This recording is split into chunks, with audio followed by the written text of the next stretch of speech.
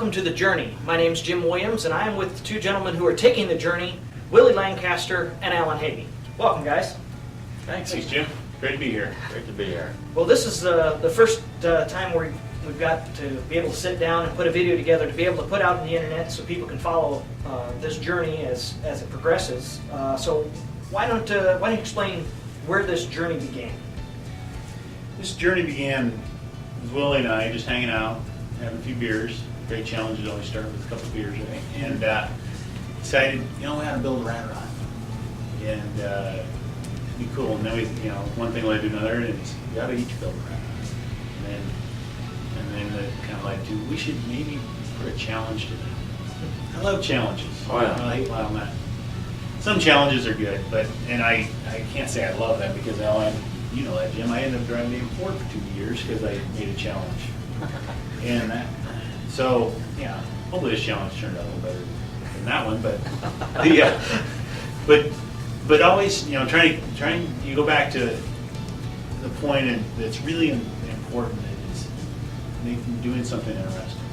So the challenge was all revolved around doing something interesting, and we decided to build a couple rat rods, and then one thing led to another. So I think I heard it said once that it's never too early to pad your obituary, and that sounds kind of what you're doing here. Yeah, something fun to do. It's that's kind of out of the ordinary, unusual, and a challenge. Yep. So why a rat rod? I mean, obviously we're not going to start a new automotive company from scratch, but why did you decide on a rat rod? Well, we can be as creative as we want to be.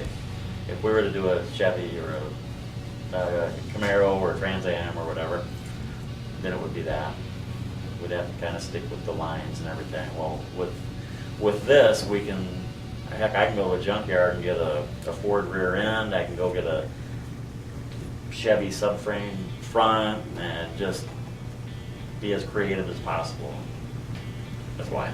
Yeah, creativity. Then the thing about rat rods, for me, is the uniqueness of them. No two of them are the same. You think about it, you can restore a car, but you've got to take it back to the factory building. Or if you customize it, there's only so much you can do. But a rat rod, you can put all these different pieces together. So it comes back to creativity, uniqueness, making it interesting. All those things. Traditionally, if you look up like a car show, they now have a rat rod class, and I actually was looking at them, and they have some interesting rules when it comes to rat rods, and that the fact that they're not really meant to be pretty.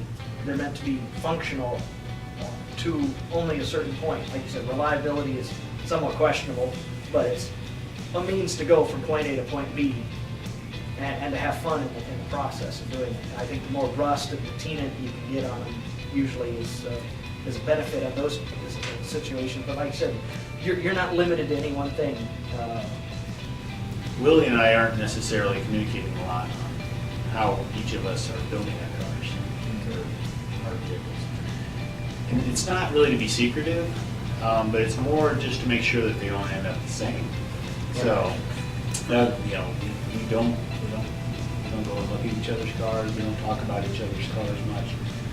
If we need help, we'll talk about it, but it's not.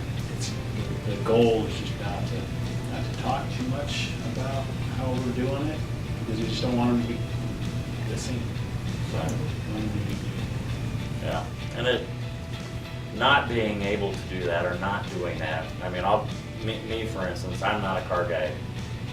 I mean, I can weld, I can do a little bit, I can change the oil and do all that. So this is a huge challenge for me, and I love challenges, and I love doing interesting things. So for me to do this and actually build a car that can get from here to wherever we're going, that's huge.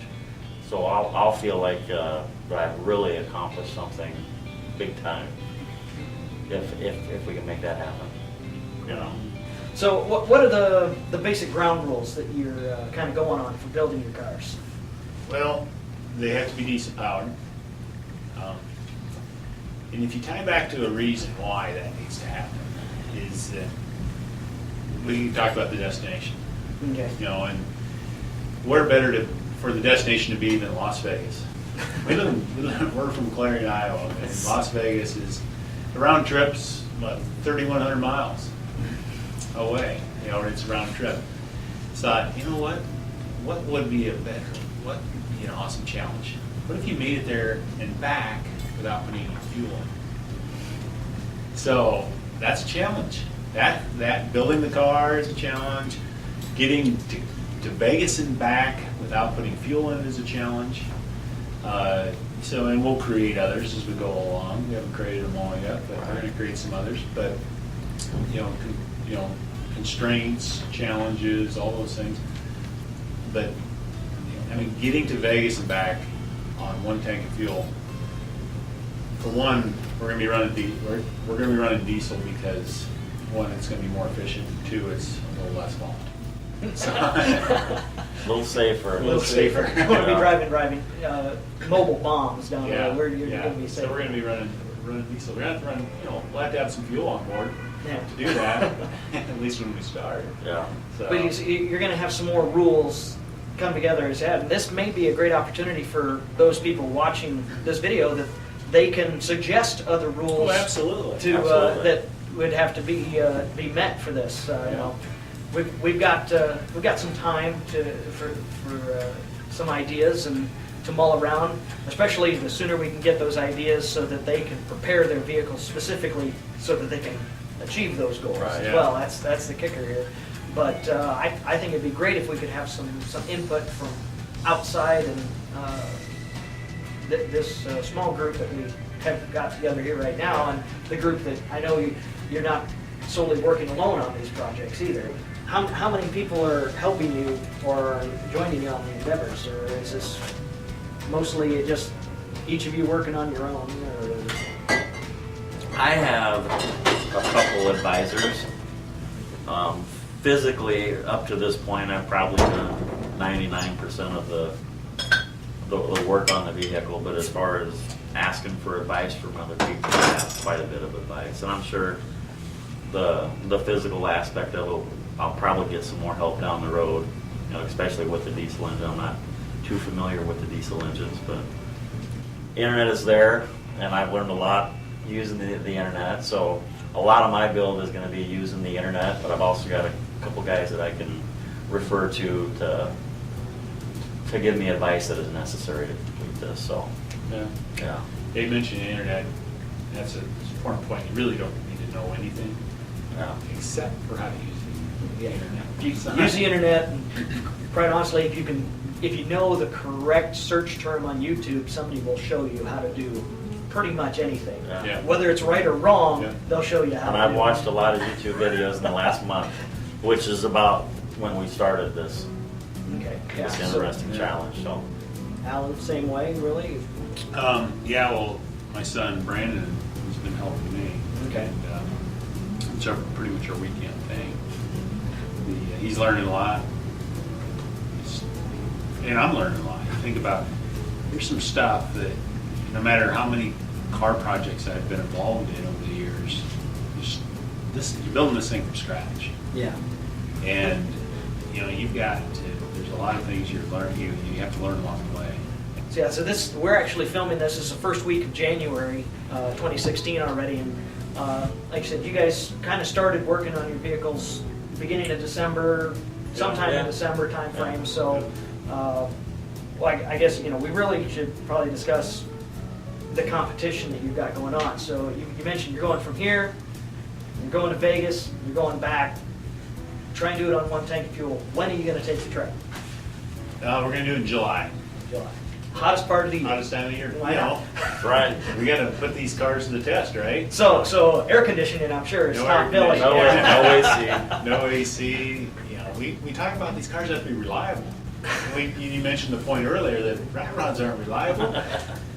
You can't even normally drive across town without breaking down. Yeah. These cars have to be reliable.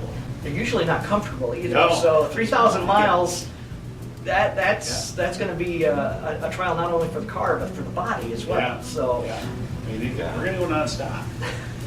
You're not gonna shut the engines off. You know, and these cars have to make it. And we're gonna be going through the mountains.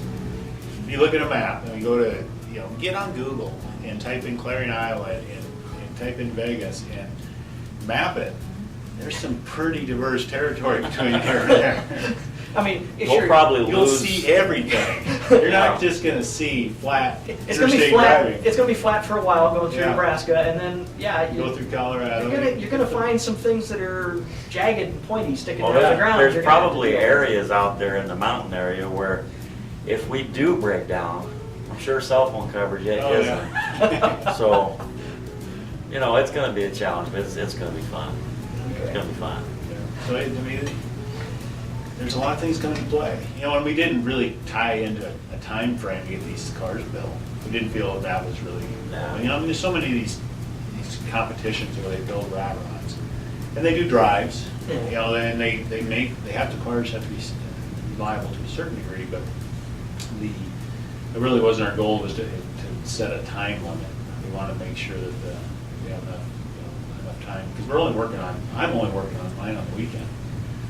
And so it's not like I'm working 24/7 on this. I'm just working on it. How about you, Willie? How often do you get to work on yours then? I'll be honest with you, the last couple of weeks I've worked on it quite a bit. Being the holidays and everything and holidays off, I've worked on it quite a bit. But most of mine will be on weekends, and if I can get an hour after work at night before I go home to the family, I'll get it in. But yeah, it's mostly going to be on weekends. So what you're saying is asking the boss for time off is probably not a likelihood. Since, Probably not. Since it's him. Yeah. No, he can't have that. He's got other things he should do. Yeah. Well, I'm excited to see this whole thing come together. I think it's a unique thing that I've never seen anything online myself or heard of anybody really doing, and I'm excited to be this close enough to be involved in it.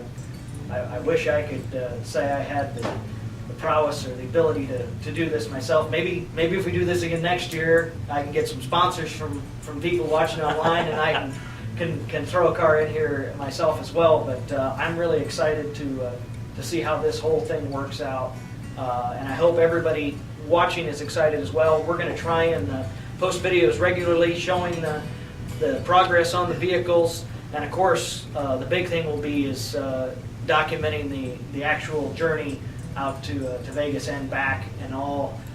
Something tells me there's going to be some pitfalls along the way. Somebody's going to have a flat tire or something. Who knows what's going to happen here, but I think it's going to be an exciting thing to do. The next video we're going to try and put out will be one-on-one videos with both Alan and Willie to get to know them and a little bit more about them. So please like this page, subscribe to YouTube if we can get it out there, and come back for more, because we're going to be having some fun over the next 6-7 months.